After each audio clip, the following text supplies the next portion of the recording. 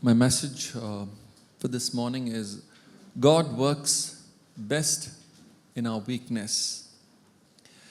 And I'm going to read a verse from Isaiah 53:10. Yet it was the will of the Lord to crush him. He has put him to grief when his soul makes an offering for guilt. He shall see his offspring. He shall prolong his days. The will of the Lord shall prosper in his hands. And there's another translation as well, which I picked up. Yahweh has delighted to bruise him and make him weak. If his soul is made a guilt offering, he will see his seed, he will prolong his days, and the delight of Yahweh will prosper in his hand. This is a more literal translation from the Hebrew, and you will see the word, how beautifully it's translated. The word crush, which we read in the NIV, in the original text, it's translated as it delighted the Lord to bruise him and make him weak. So the idea is about God's will for Jesus is to bruise him, break him, and make him weak. And through that, the plan of salvation was accomplished. God's greatest plan of salvation for mankind was accomplished through weakness. God did not use the might of Jesus, but he used his weakness. Right? Jesus was the Son of God. He was all powerful. There's nothing that was impossible for him to do. Right?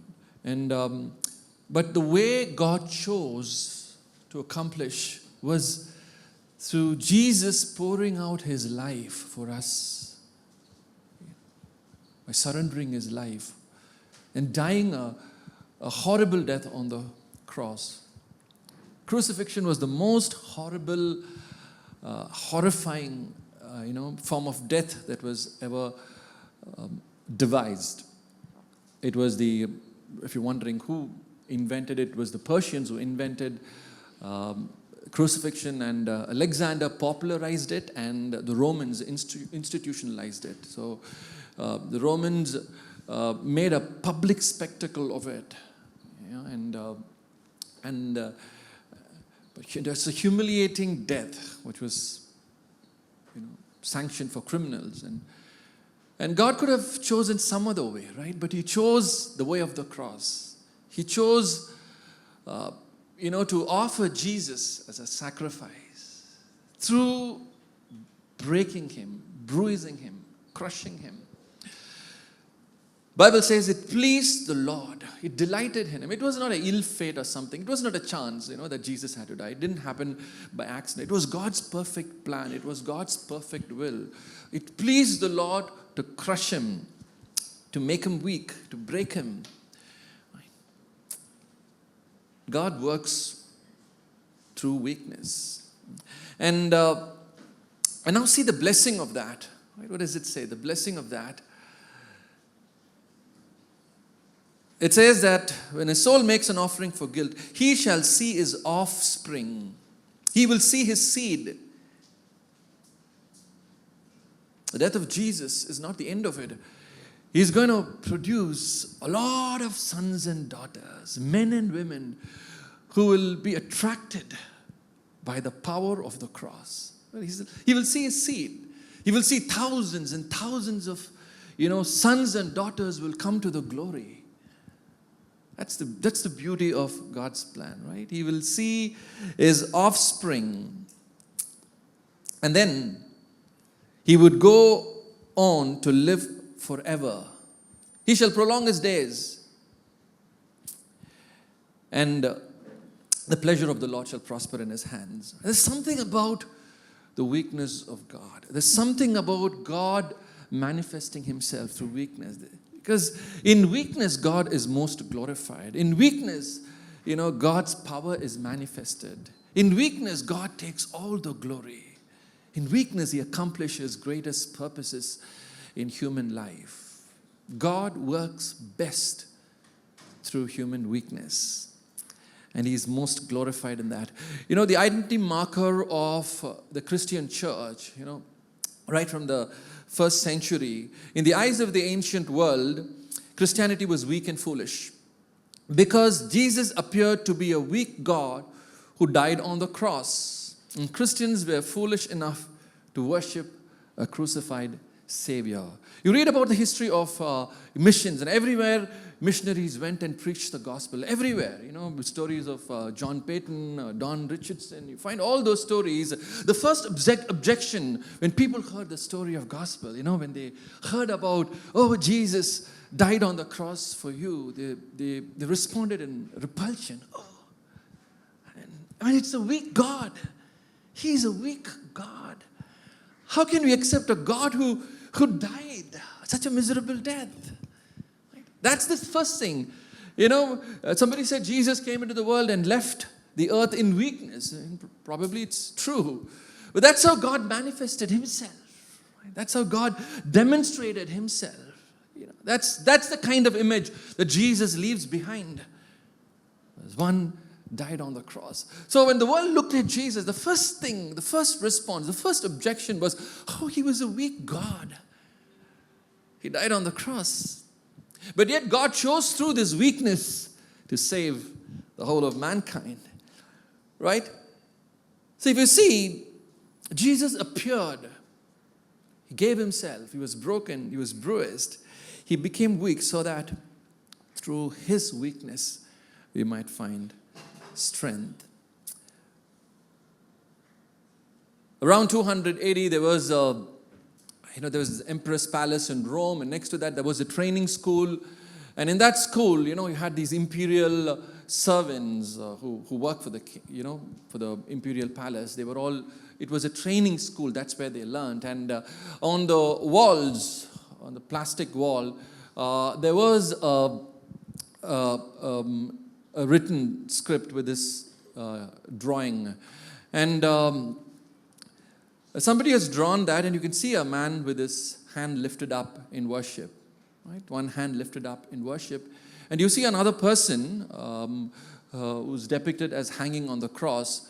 Instead of a human head, the person is depicted with a donkey's head. And that's how the world criticized. That's how the Romans criticized, humiliated Christianity. It's that they worship a donkey-headed deity. And the name, and right below that, they have written this name. Alexamenos worships his God. Apparently they have made fun of this guy who is a Christian called Alexamenos. And this is the kind of worship that he does. He worships a weak God, and Alexamenos is a fool. And later they discovered another inscription right below that, and which says Alexamenos is faithful. I don't know, some friend has, somebody who's known Alexamenos has written saying that in spite of all of that, that's how the world deems Christians, but we continue to be faithful because we believe, that our God, in His weakness, in His foolishness, the foolishness of God is wiser than the wisdom of man. That's what Paul writes. The power of God, the strength of God is stronger than the might of men. And through His weakness, He revealed His glory. All right, so God always uses us most when we are weak. He makes us utterly dependent on Him so that He can reveal His power and glory through us. When I say, God wants to make us weak, God is most glorified in weakness. When I say God works best through weakness, I'm not talking about the human weakness. I'm not talking about the weakness in human character, right? I'm sure we all have, areas where we are still working out. We all have areas where we want God to change us, and there's no excuse, right? Where we say, this is an area in my life where I'm still struggling, and we just overlook that. That's not what I'm talking about. I'm not talking about human character. I'm talking about our human condition, our very constitution, the very nature in which we are. Right? We are very confident, right? We are intelligent people. We are smart people. We are confident, and we are successful, and we have all the knowledge in the world. Right? That's the kind of person we are. Unfortunately, God cannot use a person like that. God strips us of all our strength, our confidence. He brings us to nothing. And only when we come to a place of absolute reliance and utter dependence on God, and only when we come to a place where we realize that we have weakness and we don't have any strength in this life, that's when God steps in. That's the way God always worked in the history. That's the way always God has worked through the lives of His people. So that's the human condition. So God has to change this human condition. Right? All of us, we are very successful. All of us have tasted a bit of success in our lives, right? All of us are confident. All of us have probably in our own field, we have probably, we are good. But unfortunately, God cannot use us in that state. That human condition has to change. So what God does, God breaks us, makes us weak, right? Strips us of all our confidence. God brings us to a place where we utterly rely on Him. Our absolute reliance is on Him. We come to a place of saying, Lord, I cannot do this anymore. And God brings us to that place, and then He manifests Himself. So in our weakness, He's most glorified. He works best through human weakness. He takes all the glory when we say we are weak, and He says we cannot make it, and we say we are done. That's the way God has always worked, right? So God has to change our human condition. God has to make us weak, because that's the only way He can bless us. So how God makes us weak? There's a verse, I thought about it, I've reflected upon it. It's Psalm 102 verse 2. Let's read this. It's a beautiful verse. It says, in the course of my life, He broke my strength. This is the confession of the psalmist. We don't know the person, but there's a great truth in it. He says, in the course of my life, this is God broke my strength. Who broke my strength? God. God, how does God make you weak? He breaks your strength. He breaks in the things that you put your confidence on.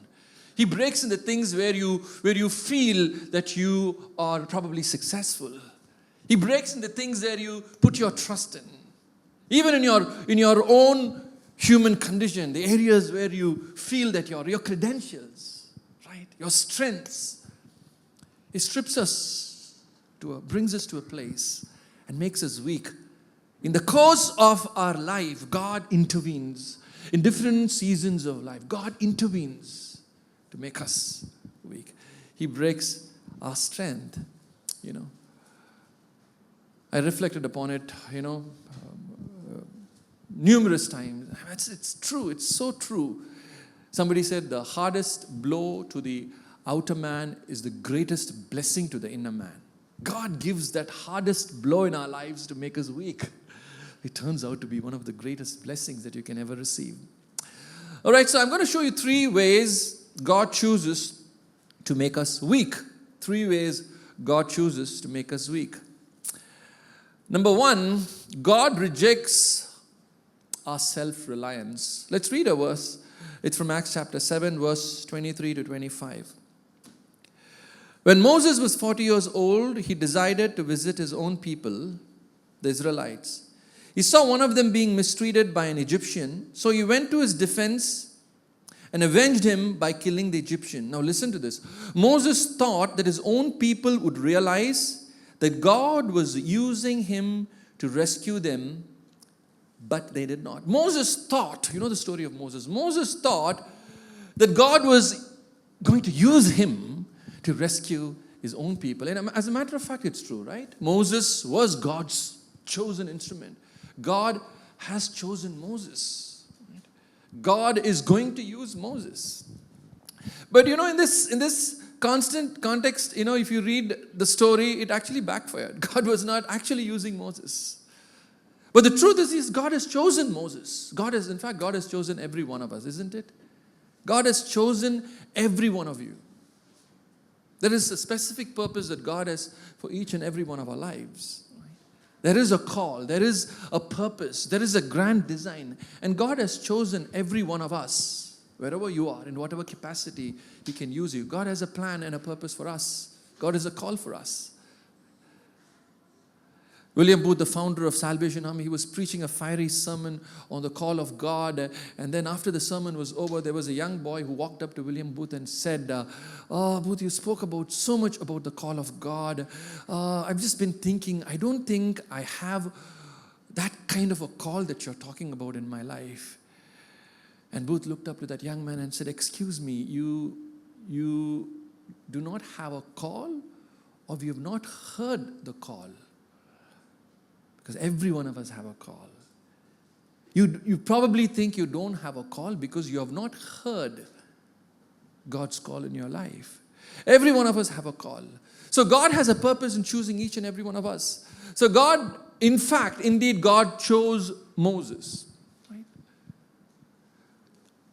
But Moses thought God was going to use him to deliver in this time. He thought God was going to use him to deliver the Israelites. But God wasn't there. Why? You know what? Moses used his power and his influence to do something that he can do to help push God's plan in his life. Moses was the son of Pharaoh's daughter, was the prince of Egypt. Right?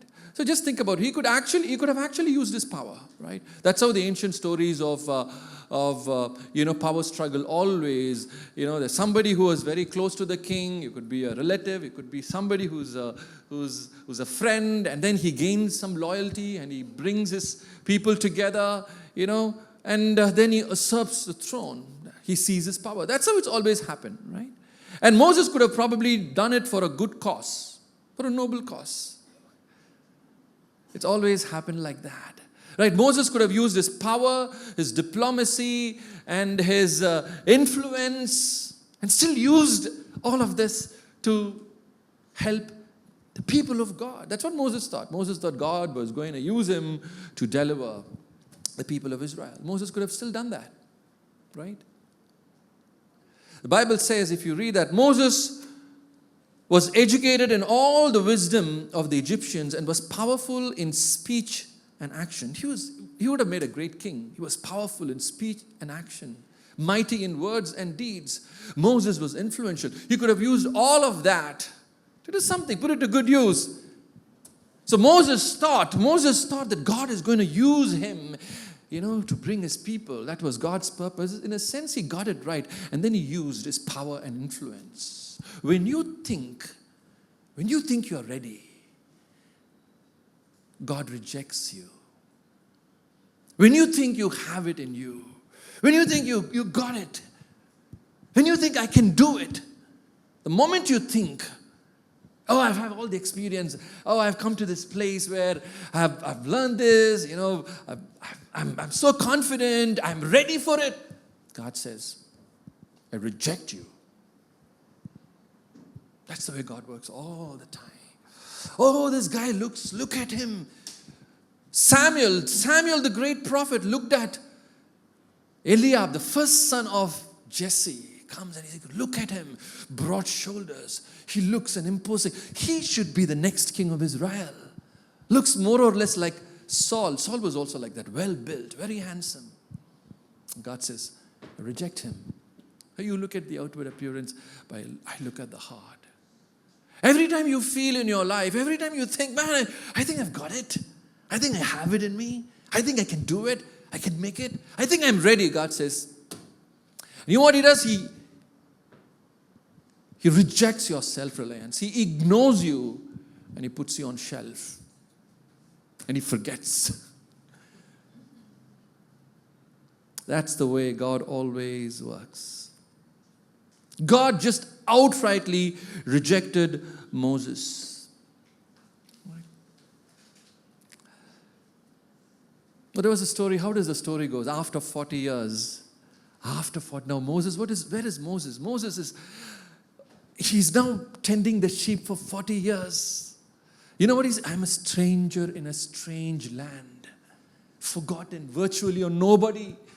Somebody who's been the son of a Pharaoh's daughter, now is virtually a nobody. He's just tending the sheep for 40 years. His senses have dulled. He has forgotten his past, his rich history. Here is a man who's saying, I'm now a stranger in a strange land. And God appears to him and says, Moses, now is the time I want you to go back. I want to use you, Moses. Use me, Lord. I cannot even speak. I'm a stutterer. Lord, I don't know. Nobody would recognize me. I'm a nobody. Lord, people won't even know me. How do I go and represent yourself? Lord, I think I'm too weak. I'm too small for this big task. You're too weak? Great. Then I will use you now. Now is the time, Moses. And imagine what has happened to Moses. A guy who is so powerful in words and deeds. He's saying, I cannot even speak. I'm a stutterer. God says, you're a stutterer, you can't speak. Then I will be your mouthpiece, Moses. This is the right time. Lord, I'm not ready. No, you're ready. Lord, I can't do it. No, you can do it. Lord, I'm weak. No, I'm with you. You know what? That's how God always works. That's how God always works. He strips us. He strips our confidence, our strength. You think you can do it? Oh, I'm sorry. My dear friend, you've missed it big time. You missed it big time. God works best in our weakness. So what happens? What he does? He changes that human condition. He changes your heart. He works. If he wants to bless you, he has to make you weak. He has to make you lose confidence in all that you put your trust in. He knocks the life out of you. He strips your strength. He makes you weak. So what does it say? God rejects our self-reliance until we recognize our weakness. In the process, we learn intimacy and dependency with him. And then he resumes his work. He paused 40 years. Why? There was a missing element in Moses' life.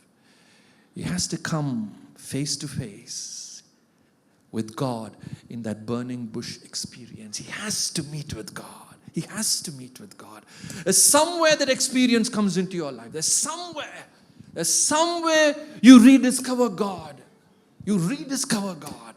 It has to be a burning bush. It has to be a place where you meet with God, where you hear his voice, where you experience him.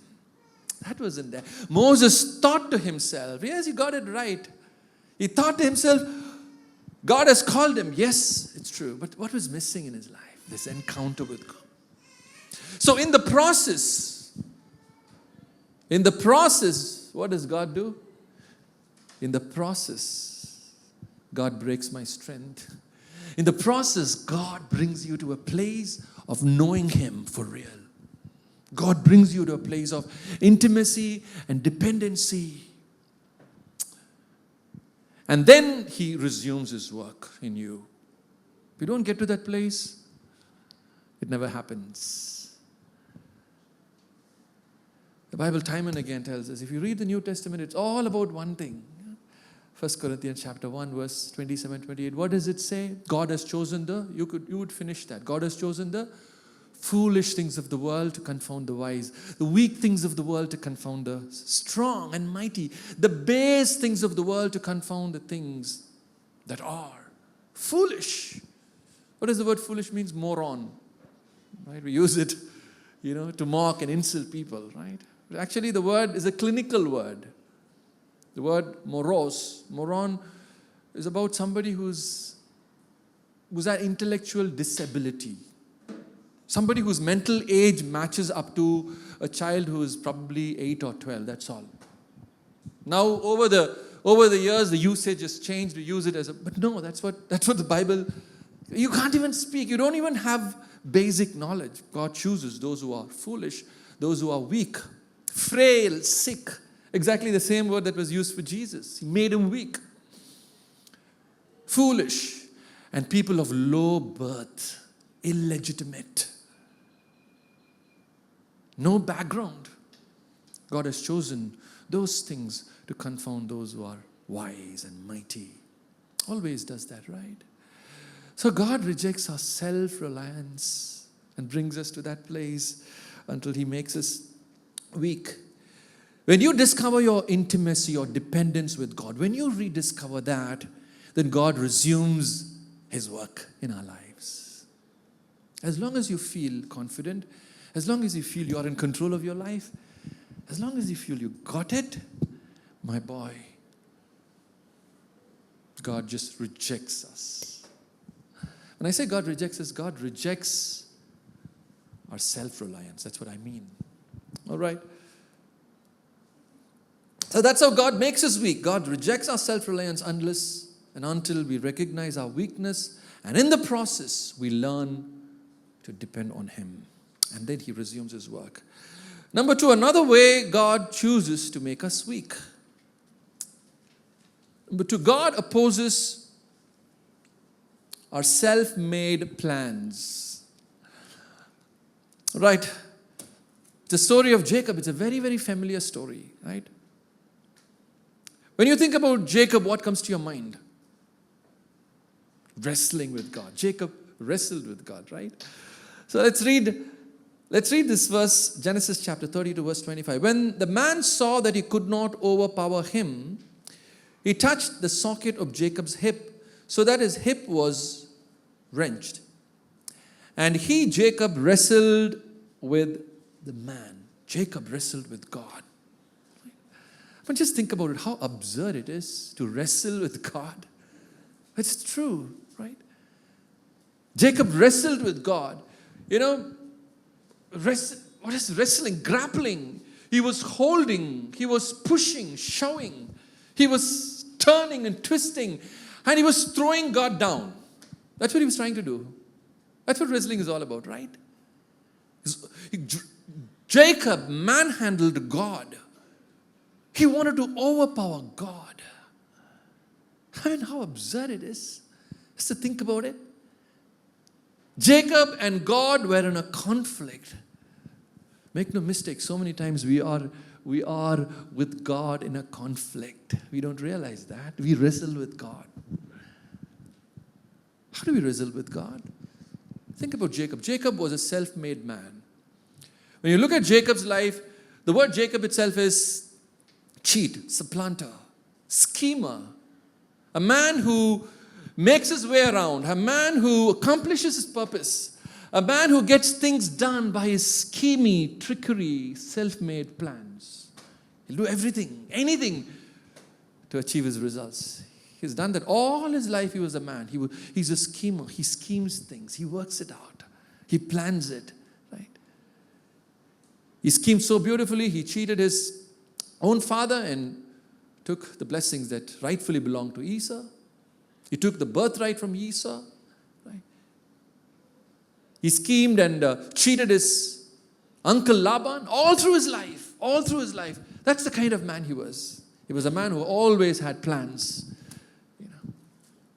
He always prospered. There came a time where God had to remember the covenant that He made with Jacob. He said, this Jacob has to change. This is what you are. This is what Jacob is, a cheat. Jacob is always my way, my plans. And then God comes between Jacob and his plans. God says, no, Jacob, you've got to change. It's my way. It's my plans. Have you realized the times when God comes in between you and your plans? I've thought about this. What?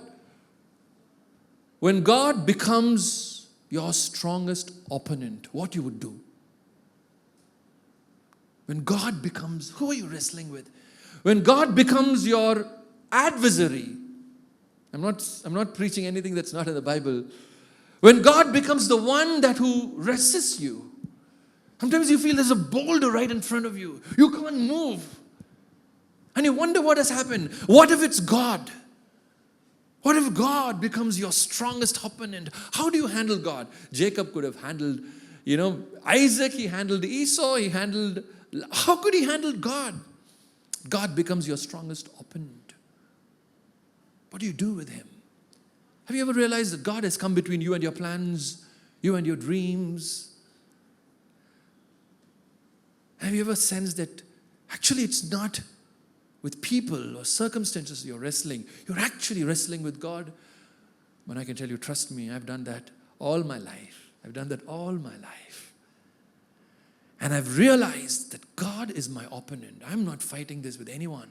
I'm actually fighting it with God. Because I'm trying to push my plans. It's my agenda. But God is not in that. Right from the time I got saved, I've wrestled with so many things in my life. I just finished, in my last year, I was doing my undergrad, I got saved. Last year of my undergraduation, I got saved. The last year. And then the next year, I've applied for my post-graduation. I said, I'm not going to leave Chennai. I'm hell-bent on MCC. I refused to apply. My parents literally begged with me. I refused to apply any other colleges. I said, I will get into MCC. That's why I'm going to do my MCA. Right. And somehow if he applied to a college in Trichy and guess what? I didn't get an MCC. And I was sitting there in Trichy, was cursing myself. I said, this is not where I want to be. I was just singing the glories of MCC. You know what, MCC, 365 acres. Look at this college, man. You can just walk the length and breadth of it in 5-10 minutes. This is not where I'm going to study. And somehow my dad took all the pain and sitting there in the examination hall with the entrance examination paper. I was not interested. There's a random pick, 100 questions for MCA entrance.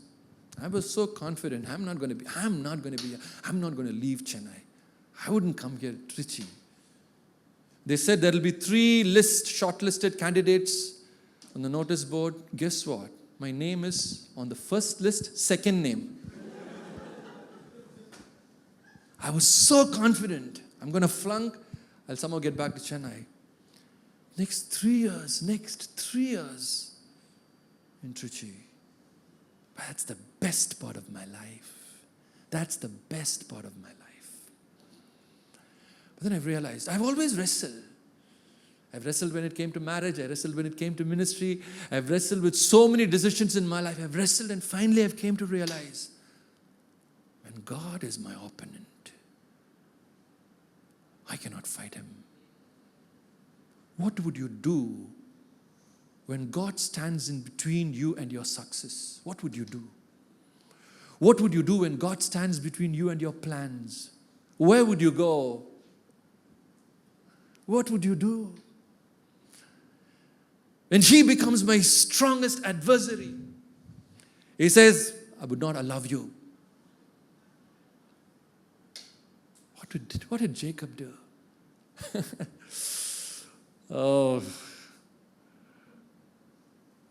In the process, he broke his strength.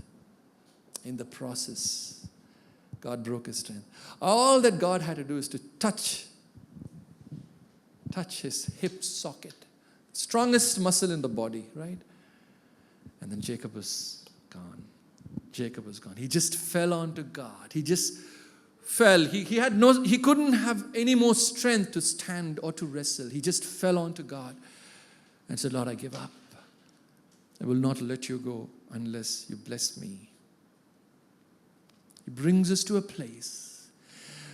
God saps our strength and makes us weak until he overpowers us. He was limping, the rest of his life he was limping. The limp is a reminder to tell you, that you've lost your game with God. That limp is a reminder.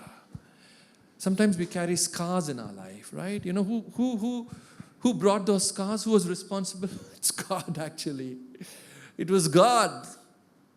It remains there just to make you understand that when you run in your strength, all that you leave behind is scars. When you run in your strength, when you do it all by your strength, that's all that's left out there.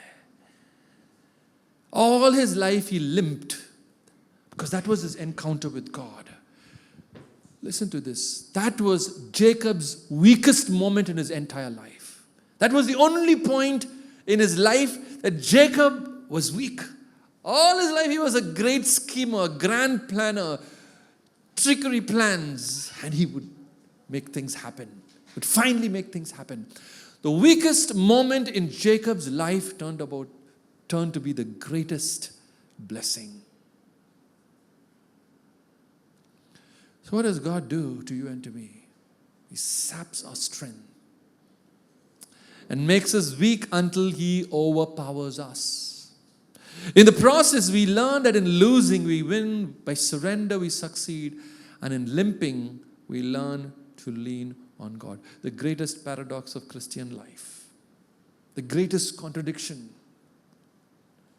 When you surrender, you win.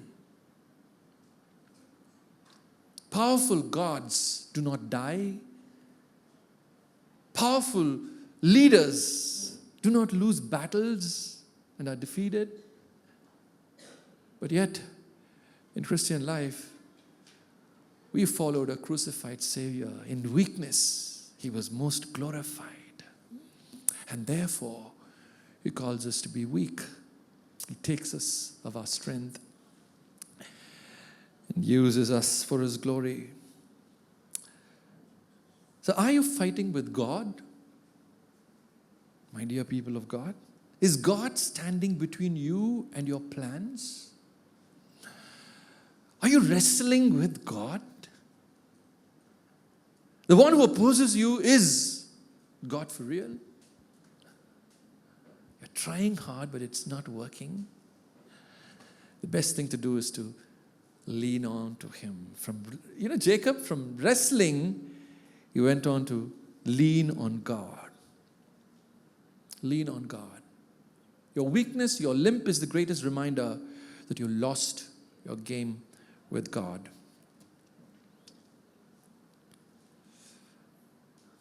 One more way God chooses to make us weak.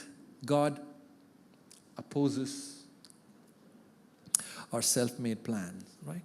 Finally, number 3, one more way God chooses to make us weak. God humbles us in spite of our success. He humbles us in spite of our success. Right? All of us have tasted success. We are confident in so many areas in our life. But in spite of all the success that you have enjoyed, God still brings you to a place of defeat and failure to humble us so that we can continue to trust him. All right, so let's read 1 Corinthians chapter 2, verse 3 and 4. I came to you in weakness with great fear and trembling. Who's speaking? Paul, the great apostle. My message and my preaching were not with wise and persuasive words, but with a demonstration of Spirit's power. Paul is talking about his visit to Corinth in his second missionary journey. And this is what he said. I came to you in weakness, in fear and trembling. Is it Paul? Can you believe it? Paul saying that he's coming to a place in weakness, in fear and trembling. This is God, Paul speaking. What has happened to Paul? Paul's first missionary journey was a great success. When you read the book of Acts, you'll know God used him so powerfully. Wherever he went, there were mighty demonstration of God's power, healings, miracles. And he just speaks and darkness falls upon a guy, a sorcerer, and he's blind, and the officials, believe in God, and there's churches planted. He comes back, very successful, accomplished. And now he is on his second missionary journey. And if you read through Acts, you will find what happened in this journey.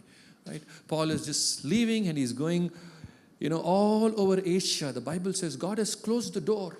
The Spirit did not allow them. The Spirit resisted them from entering.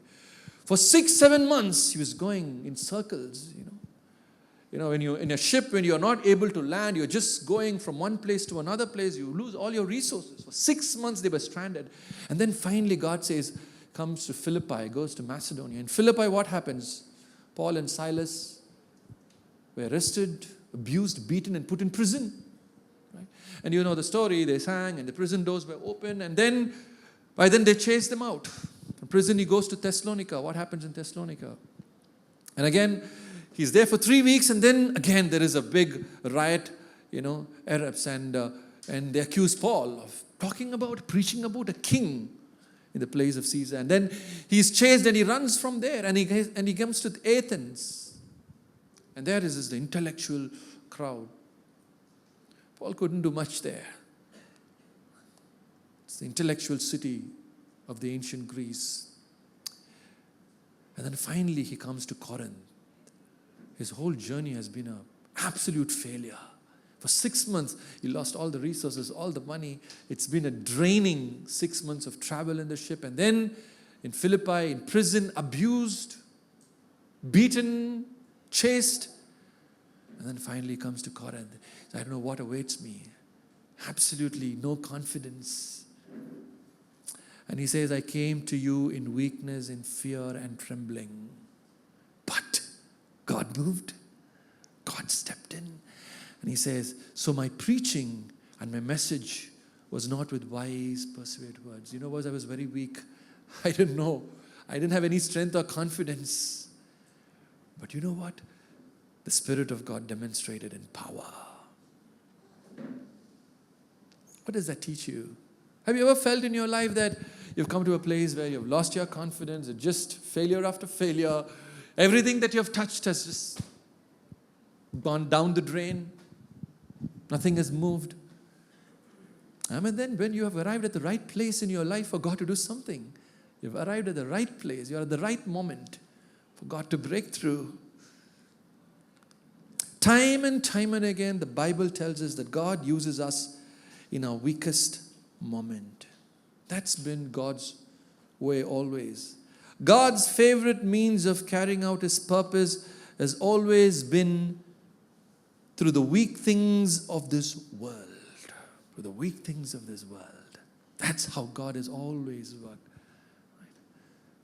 It's in your weakness that God's manifests His presence, His glory. When you're weak. Many years back, I read a story. It was a young boy who was probably 10 years old who wanted to learn judo. But unfortunately, he lost his left arm in a devastating car accident. But he was very keen that he wanted to learn judo. So his father took him to a Japanese judo master and told him, my son really wants to learn judo. And he said, well, I'll teach him. And then for 3 months, he taught him judo, right? And he only taught him one move, just one move. And the boy was very curious. So after 3 months, he asked his master, Master, for 3 months have gone by, and you only taught me just one move in judo. He said, that's good enough for you. Just learn that, master that. The boy wasn't too confident because all that he was learned in judo was this one move. And the day of the tournament came, and the master took him, and then his first round, he had his opponents, and he defeated them. First round, second round, and then he progressed finally to the championship.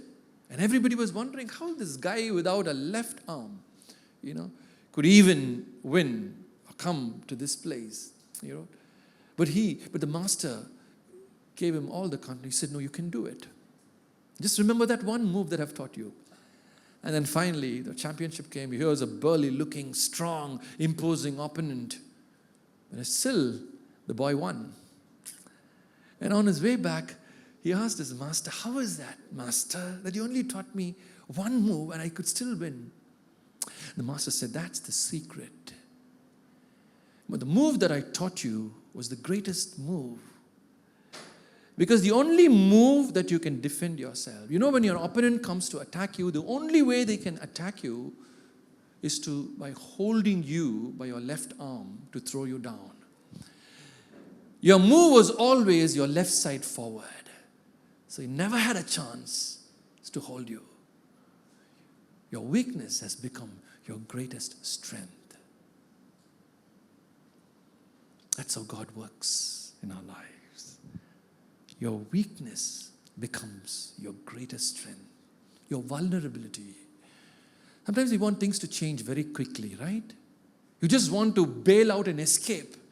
We all want an escape route out of our circumstances. Something should happen immediately. God has to do something. Just plan. Just keep planning. What can I do next? How can I get out of these circumstances? What I can do? I'm too weak to handle this. I'm too small to face this challenge. No. God uses your weakness. Your weakness is your strength. But make sure you give your weakness to God. Give your weakness to God. That's why Paul says, so beautiful in 2 Corinthians chapter 12, he says, right? God said, my grace is sufficient for you, for my strength is made power, for my power is made perfect in your weakness. God's power is made perfect in our weakness. How do you understand that? God's strength is made perfect in your weakness. And then Paul says, that's why I now rejoice in my weakness. I rejoice in insults. I rejoice in my persecution. I rejoice in my sickness. I rejoice because every time when I say I'm weak, His power comes upon me. When I'm weak, I'm strong. When you're weak, you're strong? Yes. Every time when I'm weak, God's power comes and rests upon me. You can go back home and read that. 2 Corinthians chapter 12, verse 9. The word rest, you know what the word rest in Greek means? Tabernacled. Just think about the tabernacle of Moses where God's presence, the very presence of God comes and rests upon me. Paul says, I'm not worried about my weakness anymore. I'm not worried about it. Because every time when I say I'm weak, His power comes and rests upon me. It's good to be weak. But the problem is we are too strong for God to do anything in our lives. We are too wise for God to persuade His plans in your life. You're too confident for God to step into your life. I include myself. That's why sometimes you realize it is God who stands between us and our blessings. It is God.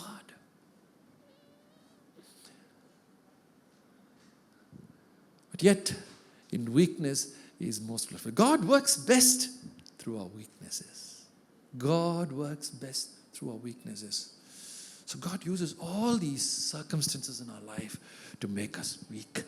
Sometimes we don't realize that. That's the problem. We don't realize that.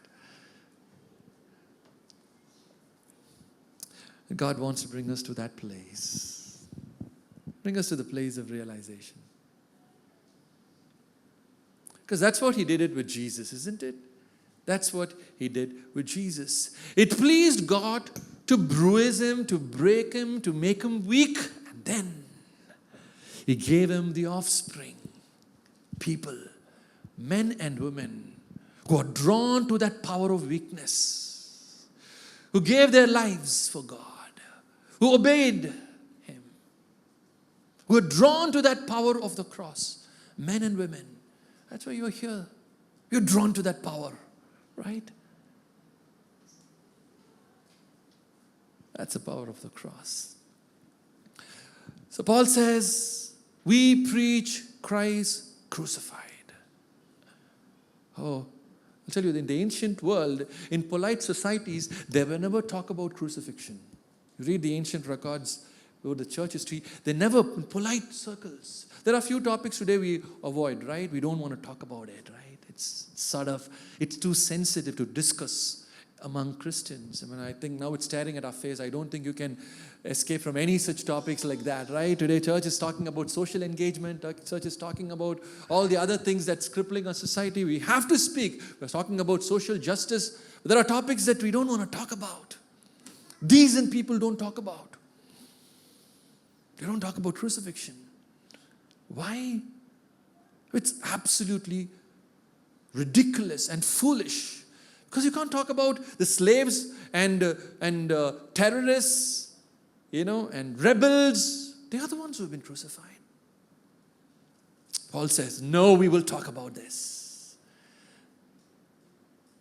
We will only preach Christ crucified. What is he talking about? He's talking about the weakness in which Jesus demonstrated his power. And we will only preach that. We preach Christ crucified. And every time you look at the cross, you remember, in weakness he was made strong. And that's the exact way we're going to follow him. That's the exact way we're going to follow him. There's no other way. There's no other way. I just close with this story. There is a church, a beautiful church. It was built, and in the front porch, they had this beautiful plank. We preach Christ crucified. And the days passed by, and the people who came to the church were very passionate about God, and you were humble. They've understood the dependency on God, because they preached Christ crucified. And then this began to grow, and there were plants growing. The creepers came, and the ivy and all just want to, there's all, growing here and there, and it just fell on that beautiful plank. And it covered that word, that inscription, one word, crucified. And when they saw, we preach Christ. And the church begins to preach Christ. Christ is a great teacher, and Christ is, yes, of course, he's our God. And there are so many good teachings in the Bible that you can learn from him. Right? And we apply those teachings in our life, and it blesses us. It makes us good. We become successful, become prosperous, because this is the principles, And then those creepers begin to grow, and then as days gone by, it fell on the other word in the inscription, Christ. And then what remained in that plank was, we preach. And then the church began to just preach. Preach what? Preach anything they felt like they could preach. They preach about personality development, preach about how you can be successful in this life, preach about feel-good factors, preach about how to be nice and successful. And then the creepers begin to grow, and when time came, it also covered the word preach. And what remained? We have become a nice social club. We just enjoy, we just come together. We sing 2 songs, and we enjoy the company and the fellowship. And it's all become we. Right? That's how the church has lost its glorious gospel. And Paul says, no, we will preach Christ crucified in weakness. In weakness. The people of God, I just want to just close with this. Right? God wants us weak. God wants you to come to a place of utter dependency on him. He doesn't need your wisdom. He doesn't need your qualification. He doesn't need your education. He doesn't need your social background. He doesn't need any of that. You think you've got it? You think you've got it? The moment I think I've got it, I've lost it. God is drawing us to a place of total surrender. That you will say, Lord, I give up. I give up. Let your strength be made perfect in my weakness. Can we just close our eyes and look up to the Lord?